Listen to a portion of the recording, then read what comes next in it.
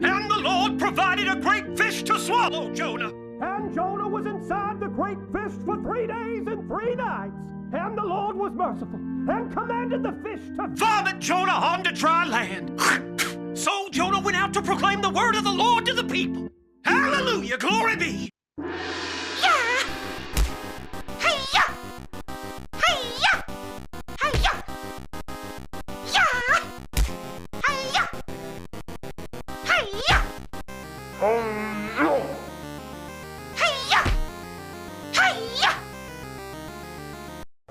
Who is fishing with a glowing lure? Excuse me, sir. Do you have a fishing license? Sir, are you aware that fishing with a glowing lure is strictly prohibited? Sir, the walleye are spawning and your lure distracts their lovemaking. Well, we'll see how tough you are when Lieutenant Barry arrives.